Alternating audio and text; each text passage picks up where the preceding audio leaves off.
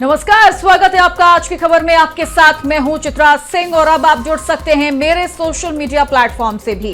तो चलिए बुलेटिन की शुरुआत कर लेते हैं, जहां यूपी के मुख्यमंत्री योगी आदित्यनाथ के सिंगापुर दौरे के दूसरे दिन इन्वेस्ट यूपी और सिंगापुर कॉर्पोरेशन एंटरप्राइज के बीच महत्वपूर्ण समझौता ज्ञापन पर साइन किए गए। ये समझौता यूपी में संस्थागत क्षमता और नीतिगत ढांचे को सुदृढ़ बनाने के लिए किया गया। इन प्रोजेक्ट से यूपी में 20,000 से ज्यादा नौकरियां पैदा होने की उम्मीद है। तो आज सिंगापुर में सीएम योगी ने मीडिया से बातचीत करते हुए कहा कि कल से अब तक यूपी में इन्वेस्ट करने के लिए 1 लाख करोड़ के प्रस्ताव आ चुके हैं और अब तक 60,000 करोड़ के एमओयू हो चुके हैं।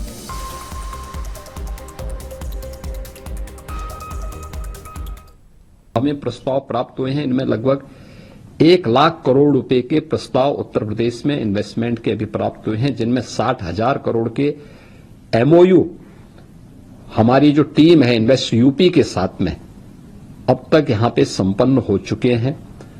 अभी हम यहां के अन्य इंडस्ट्री लीडर्स के साथ हमारी मीट अभी निरंतर जारी है और फिर देर रात्रि में हम लोग फिर यहां से जापान के लिए रवाना होंगे। हमें प्रस्ताव प्राप्त हुए हैं, इनमें लगभग। और वहीं डिप्टी सीएम ब्रजेश पाठक ने कांग्रेस नेता राहुल गांधी पर तीखा निशाना साधा। उन्होंने कहा कि मोहब्बत की दुकान चलाने का दावा करने वाले लोग देश में दंगे करवाना चाहते हैं और भारत की छवि को अंतर्राष्ट्रीय मंचों पर धूमिल कर रहे हैं। डिप्टी सीएम ने आरोप लगाया कि कांग्रेस के लिए प्रधानमंत्री नरेंद्र मोदी को निशाना बनाना फैशन बन गया है। उन्होंने दिल्ली में आयोजित एआई समिट का जिक्र करते हुए कहा कि इस कार्यक्रम में दुनिया भर से प्रतिनिधि आए थे, लेकिन कांग्रेस से जुड़े लोगों का कथित नग्न प्रदर्शन देश को शर्मसार करने वाला था। के क्षेत्र में भी भारत ने लगातार कदम को आगे बढ़ाने का काम किया है। एआई सेक्टर, क्योंकि दुनिया में इस बात की चर्चा है एआई क्षेत्र का लीडर कौन बनेगा। माननीय प्रधानमंत्री नरेंद्र मोदी जी ने दुनिया की इस जरूरत को, मैं कह सकता हूं वक्ती जरूरत को आवश्यक समझा और भारत को इसके लिए आगे किया। लेकिन कांग्रेस पार्टी जिस ढंग से सत्ता के। और वहीं लखनऊ में इस समय वेब सीरीज हॉटस्पॉट की शूटिंग जोर शोर से चल रही है। ये web series Jupiter motion and LP by 7th sense production private limited के बैनर तले बन रही है। इस बैनर के अंतर्गत पहले भी बैंड बाजा मर्डर और एग्जिट जैसी शानदार वेब सीरीज बन चुकी हैं, जिसे दर्शकों ने खूब पसंद किया। सीरीज के प्रोड्यूसर नितिन कुमार मिश्रा के मुताबिक इस वेब सीरीज में अमीरी और गरीबी के बीच की जोड़ी को दर्शाया गया। आज की खबर की संवाददाता अपर्णा शुक्ला ने इस वेब सीरीज के कलाकारों से खास बातचीत की। हाय भैया, हमें बड़ा अच्छा लग रहा है। यहाँ हमारा इंटरव्यू चल रहा है। हाँ, जो कौन है आज की खबर वाले और उनके साथ गोरी मैम आई है। हाँ, वो उनको देख के हमें अपने लगने लगा हाय हम करिया से लग रहे हैं, पर कुछ नहीं। हम कह दे हाय मैडम टैलेंट होना चाहिए, है कि नहीं। हाय भैया, कहाँ गया रही लल्ला, तुम्हें तो बड़ी मुस्कान छा रही है। कुछ भी कहो, बड़ी नीक लग रही हो और कहाँ मुस्कुरा रही हो, है कि नहीं। आई थिंक बहुत ही प्यारे लोग हैं। यहाँ का खाना, मतलब अभी मैं यही सोच रही हूँ कि मैं कब यहाँ से फ्री हूँ और मैं जाकर खस्ता कचौड़ी ट्राई करूँ यहाँ की। सबसे बड़ा बदलाव हमारा हमने ये देखा जो अभी तक इस सरकार में, जो हमारी सरकार है योगी आदित्यनाथ जी की, लॉ और ऑर्डर है और जितनी सुरक्षा व्यवस्था है। हम शूटिंग करते हैं, हमें कभी कोई डर नहीं लगता, हमारे कलाकारों को डर नहीं लगता। मैं सच बताऊँ तो मुझे यहाँ का फूड बहुत पसंद है। मुझे यहाँ खास करके यूपी में, मतलब मैं ज़्यादातर लखनऊ में ही, हर जगह तो घूमी नहीं हूँ, लेकिन मुझे यहाँ का फूड बहुत पसंद है।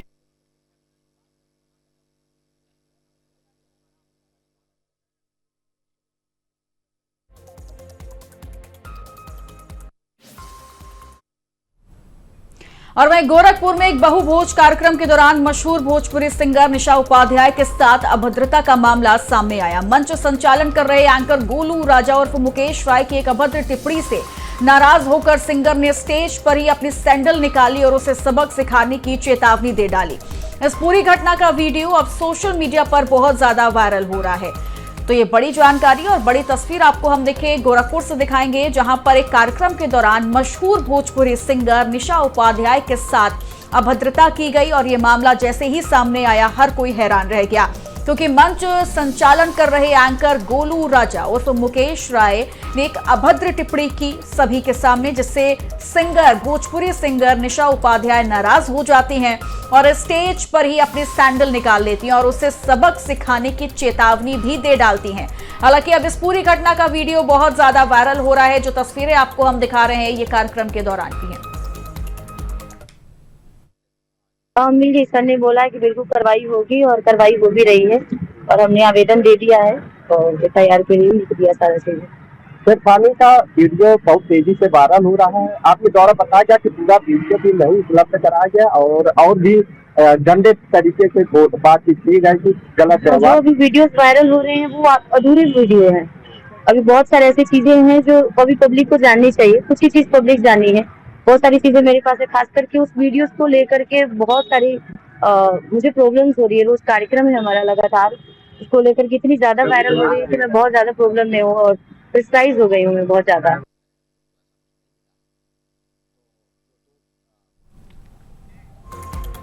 रुड़की में बेखौफ बदमाशों ने देर शाम एक युवक पर जानलेवा हमला कर उसे घायल कर दिया। दर्जनों की संख्या में आए हमलावरों ने बाइक सवार 3 युवकों को घेरा, जिनमें से 2 ने भागकर अपनी जान बचाई, लेकिन एक युवक बदमाशों के चंगुल में फंस गया। घटना झबरेड़ा के कोटवाल आलमपुर गांव के पास की है। जानकारी के मुताबिक एक बाइक पर सवार होकर 3 युवक कहीं जा रहे थे, तभी अचानक रास्ते में पहले से घात लगाए बैठे दर्जनों अज्ञात हमलावरों ने उन्हें चारों ओर से घेर लिया। हमलावरों के हाथ से धारदार हथियार देख बाइक पर सवार 2 युवक तो मौके से जान बचाकर भागने में कामयाब रहे, लेकिन राहुल नामक युवक अकेला पड़ गया। हमलावरों ने राहुल पर धारदार हथियारों से ताबड़तोड़ वार किए, जिससे वो लहूलुहान होकर जमीन पर गिर पड़ा। घायल व्यक्ति को अस्पताल में भर्ती करवाया गया, जहां उसकी हालत नाजुक है।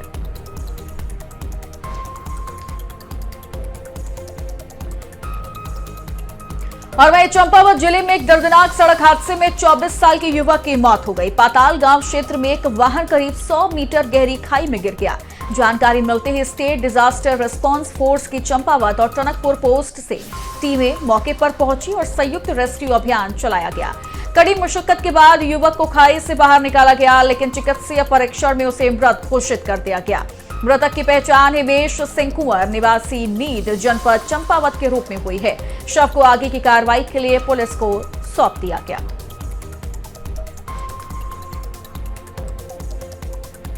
सोनप्रयाग के पास घने जंगल में रास्ता भटके 62 साल के व्यक्ति को SDRF ने देर रात सकुशल रेस्क्यू कर लिया। थाना सोनप्रयाग से सूचना मिलने पर उप निरीक्षक संतोष परिहार के नेतृत्व में टीम तत्काल मौके के लिए रवाना हुई।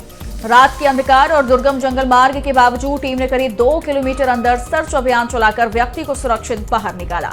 पूछताछ में ये पता चला कि गूगल मैप की वजह से वो गलत रास्ते पर चला गया था और जंगल में भटक गया। SDRF ने रेस्क्यू किए गए व्यक्ति को सुरक्षित बाहर लाकर आगे की कार्रवाई के लिए स्थानीय पुलिस को सौंप दिया।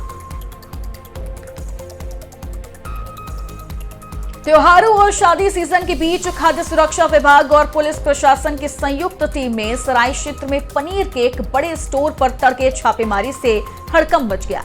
विभाग को बड़ी मात्रा में पनीर के भंडारण और गुणवत्ता मानकों के उल्लंघन की शिकायत मिली थी, जिसके बाद अधिकारियों ने मौके पर पहुंचकर पनीर के साथ कई डेयरी उत्पादों की जांच की।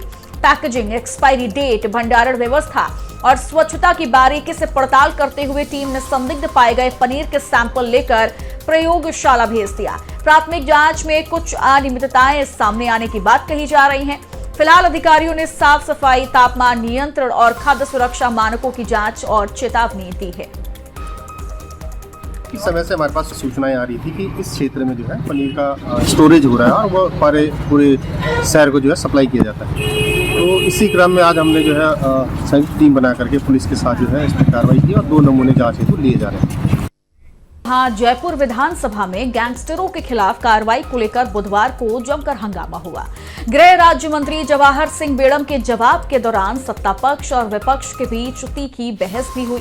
बेड़म ने कहा कि प्रदेश में सरकार बनने के बाद गैंगस्टरों के खिलाफ प्रभावी कार्रवाई की गई, लेकिन पिछली सरकार के वक्त जैसा जंगल राज था उस पर अंकुश लगाया गया है। आप ये देख सकते हैं, कुचामन वाली घटना की तुरंत हमने खुलासा किया, अपराधियों को पकड़ा। बाकी जो कोई सूचना हमको मिलती है तो तुरंत हमारी पुलिस कार्रवाई करती है। कार्रवाई करने का अंतर देखिए, कांग्रेस की सरकार में अपराधी खुले में घूमता था, कांग्रेस की सरकार में सरेआम गोलीबारी करके लोग चले जाते थे। हमारे यहाँ या तो अपराध घटता नहीं है और किसी कारणवश कोई अपराध घट गया तो देर नहीं लगती, उस व्यक्ति को पकड़ करके सलाखों के पीछे पहुंचाया जाता है। आपको पता है ना बज्जू थाने की घटना, यही विपक्ष कल छाती पीट रहा था और मैंने सदन में कहा था कि हमारी पुलिस कार्रवाई कर रही है, शीघ्र गिरफ्तार करेंगे। मैं धन्यवाद देना चाहूंगा बीकानेर की पुलिस को, एक बच्ची के साथ दुराचार के बाद हत्या करने के मामले में अपराधी को डिटेन कर लिया है, अपराधी ने अपराध कबूल कर लिया है। ये हमारी कार्यशैली है, ये हमारी पुलिस की कार्रवाई करने का तरीका है कि अपराध करने वाले को तुरंत गिरफ्तार करके सलाखों के पीछे पहुंचाने का काम। रांची से दिल्ली जा रही एयर एम्बुलेंस चतरा जिले के सिमरिया के पास हादसे का शिकार हो गई। इस दर्दनाक दुर्घटना में विमान में सवार 7 लोगों की मौत हो गई। एयर एम्बुलेंस एक गंभीर मरीज को लेकर दिल्ली जा रही थी, जिसका इलाज रांची के एक निजी अस्पताल में आकस्मिक स्थिति में चल रहा था। इस हादसे मामले में अस्पताल प्रबंधन से बातचीत की बिहार झारखंड के रेजिडेंट एडिटर कुंदन कृतज्ञ ने। सन 1971 में ऋषिकेश मुखर्जी की एक फिल्म आई थी आनंद, जिसका मशहूर डायलॉग था, जिंदगी और मौत जहां पनाह ऊपर वाले के हाथ में है। और यह महज एक डायलॉग नहीं है, जिंदगी का फलसफा है और कह सकते हैं कि बहुत करीब से महसूस किया है। कल रेड बर्ड एविएशन का एक एयर एम्बुलेंस एक मरीज की जान बचाने दिल्ली की तरफ बढ़ रहा था, लेकिन लातेहार के चंदवा के उस मरीज की जान पड़ोसी जिला चतरा में हवाई दुर्घटना में चली गई।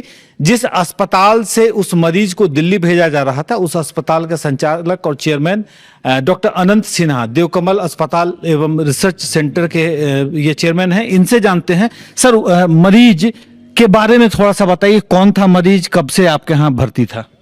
पेशेंट करीब संजय कुमार उसका नाम था, 41 वर्ष उम्र थी उसकी, और वो 16 तारीख को जला था और हमारे यहाँ 16 तारीख से ही एडमिट था। कहते हैं कुछ काम कर रहा था अपना पेट्रोलियम प्रोडक्ट्स का, उसके वजह से आग लग गई और हम लोगों ने उसको आईसीयू में रखा था। 63-65% के आसपास हम लोगों ने उसको डायग्नोज किया था। बातचीत चल रही थी, इंप्रूवमेंट भी हो रहा था, लेकिन मरीज के रिश्तेदारों को लगा शायद बेहतर इलाज के लिए दिल्ली ले जाना वाजिब होगा। तो उन्होंने हमसे बातचीत की। पहले बातचीत हुई कि हम उसको रोड से ले जाएंगे, हमने मना कर दिया, रोड से जाना पॉसिबल नहीं है। फिर उन लोगों ने एयर एम्बुलेंस की व्यवस्था की।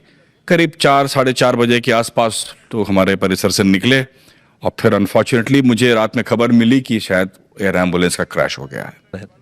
नहीं, मेरे साथ काफ़ी लोग थे, शायद उनके पिताजी भी थे, उनके भाई थे, पत्नी थी यहाँ पे, और ये सब साथ में थे। अब कौन कौन एम्बुलेंस में गया ये बताना मेरे लिए तो पॉसिबल नहीं होगा। खबर लगी है कि शायद 2 लोग थे उनके रिश्तेदार जो प्लेन में उनके साथ थे, जिनकी भी दुर्घटना में मौत हो गई है। ऐसा कोई खास परिवर्तन नहीं है। जब कोई आता है पेशेंट में 60% बर्न्स, तो पहले शॉक फेज में रहता है, उससे हम लोगों ने उसको बाहर निकाल लिया था और उम्मीद थी कि धीरे धीरे इंप्रूवमेंट होता जाएगा, हम लोग कुछ आगे बढ़ जाएंगे। लेकिन फिर इन लोगों ने फैसला किया तो हम हर फैसले का स्वागत करते हैं। आप जब ट्रीटमेंट के लिए पे कर रहे हैं तो आपका हक बनता है कहाँ कराना चाहते हैं। तो देखा आपने किस तरीके से जिंदगी और मौत की डोर सच में ऊपर वाले के हाथ में होती है, और जैसा कि डॉक्टर अनंत सिन्हा ने बताया कि 50-50 का चांसेस था, शायद बच भी सकते थे। उनकी कैमरा सहयोगी राकेश सोनी के साथ कुंदन कृतज्ञ, आज की खबर, रांची। अभिनेत्री मेधा शंकर मंगलवार सुबह महाकालेश्वर मंदिर में भस्म आरती में शामिल हुई। उन्होंने भगवान महाकालेश्वर के दर्शन कर विधिवत पूजा अर्चना की और आशीर्वाद लिया। मंदिर प्रबंध समिति की ओर से इंजीनियर शिवकांत पांडे ने अभिनेत्री का स्वागत और सत्कार किया और इस दौरान मंदिर परिसर में श्रद्धालु भी मौजूद रहे। बहुत ही सुंदर दर्शन हुए मेरा दूसरा बार है यहाँ पे। मैं 2024 में एक बार आई थी और ये मेरी दूसरी बार है, पर बहुत ही आसानी से, बहुत ही अच्छी व्यवस्था करवाई सबने और बहुत आसानी से मेरा बहुत सुंदर दर्शन हुए। तो थैंक यू। जय श्री महाकाल।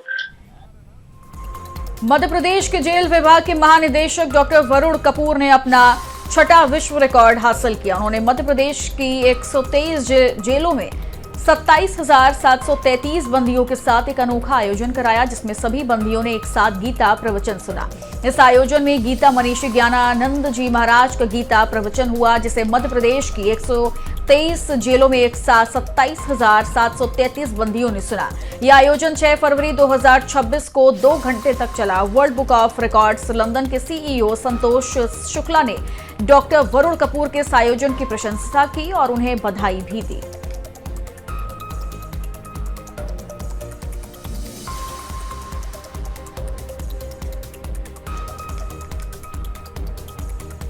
कुशीनगर में थाई मोनास्ट्री के तत्वाधान में आयोजित 5 दिवसीय बुद्ध धातु शोभा यात्रा समारोह के चौथे दिन सोमवार को 17वीं पवित्र बुद्ध धातु शोभा यात्रा निकाली गई। ये यात्रा थाई मोनास्ट्री परिसर से शुरू होकर महापरिनिर्वाण बुद्ध मंदिर तक गई। शोभा यात्रा से पूर्व मोनास्ट्री परिसर में थाई महाराजा भूमिबोल अदुल्य देश की प्रतिमा के समक्ष पूजा कर श्रद्धांजलि अर्पित की गई और देवी देवताओं का आवाहन किया गया। यात्रा में थाईलैंड के चेंगराई से आए 50 कलाकारों ने पारंपरिक संगीत पर सोमपोथा फ्राधात नृत्य प्रस्तुत किया, जो दर्शकों के लिए आकर्षण का केंद्र रहा। विश्वविख्यात खाटू श्याम जी धाम इन दिनों आस्था, श्रद्धा और भक्ति के महासागर में डूबा हुआ है। बाबा श्याम के 8 दिवसीय वार्षिक लक्खी फाल्गुनी मेले के दूसरे दिन ही देश भर से लाखों श्रद्धालु बाबा के दीदार को उमड़ पड़े। हर ओर केसरिया ध्वज, गुलाल से रंगे चेहरे और आस्था से भरी आंखें खाटू की फिजा को अलौकिक बना रही हैं। मंदिर पहुंचकर श्रद्धालुओं ने बाबा श्याम के चरणों में मत्था टेक कर मन्नतें मांगी और अपने परिवार की सुख समृद्धि की कामना की। श्याम मंदिर कमेटी द्वारा आने वाले भक्तों की दर्शन की सुगम व्यवस्था की गई, तो वहीं जिला प्रशासन भी व्यवस्था को लेकर मुस्तैद नजर आ रहा है।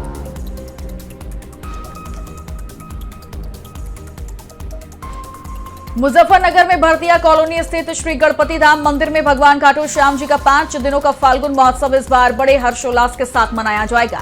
28 फरवरी 2026 तक चलने वाले इस महोत्सव में फूलों की होली, चंग धमाल, निशान यात्रा, भव्य संकीर्तन और विशाल भंडारे जैसे धार्मिक और सांस्कृतिक कार्यक्रम का आयोजन किया जाएगा। आज यहाँ पर इकट्ठे हुए हैं भगवान श्री खाटू श्याम जी का 5 दिवसीय फाल्गुन मेला, अलबेला मेला जो है यहाँ पर हो रहा है। पिछले वर्षों की भांति इस वर्ष भी बड़े ही धूमधाम के साथ ये गणपति खाटू श्याम मंदिर परिवार इसको मना रहा है, जिसके ऊपर विशेष बंगाल के कारीगरों के द्वारा मंदिर को सजाया जा रहा है। तोरण द्वार एवं बिजली लाइट की व्यवस्था जैना इलेक्ट्रॉनिक्स के माध्यम से यहाँ पर की जा रही है। 24 तारीख को फूलों की होली यानी कि कल से कार्यक्रम आरंभ होगा। 24 तारीख को फूलों की होली को लोकधाम मंदिर के सभी वहां के भजन प्रभाग यहाँ पर बाबा को रिझाएंगे और फूलों संग होली खेली जाएगी। बिहार के राज्यपाल आरिफ मोहम्मद खान वृंदावन पहुंचे, जहां उन्होंने परिक्रमा मार्ग स्थित ब्रज धाम में आयोजित धार्मिक कार्यक्रम में शिरकत की। कार्यक्रम के दौरान राज्यपाल ने संतों के दर्शन किए और पूजा अर्चना कर देश की समृद्धि की कामना की। राज्यपाल आरिफ मोहम्मद ने बताया कि भारत की प्राचीन परंपराएं और संस्कृति आज भी जीवित हैं, जिसका श्रेय हमारे संतों को जाता है। उन्होंने गौरव व्यक्त करते हुए कहा कि वर्तमान में पूरी दुनिया में भारत के प्रति सम्मान और आदर का भाव बढ़ा है। आरिफ मोहम्मद खान ने कहा कि यह मेरा परम सौभाग्य है कि मैंने भारत जैसी महान पुण्य भूमि पर जन्म लिया है। हमेशा आने जब भी आते हैं यहाँ तो बहुत अच्छा लगता है और मैं तो भारतीय संस्कृति का छात्र विद्यार्थी और मैं ये मानता हूँ कि कुछ जगहें भारत में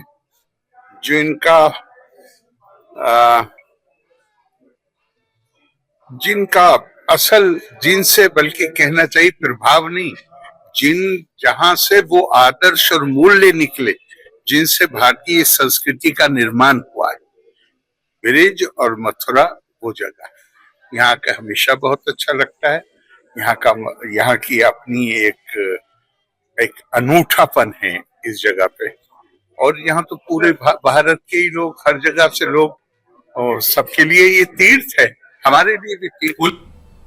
और इन्हीं खबरों के साथ इस बुलेटिन में इतना ही, लेकिन अब आप जुड़ सकते हैं मेरे सोशल मीडिया प्लेटफॉर्म से भी। नमस्कार।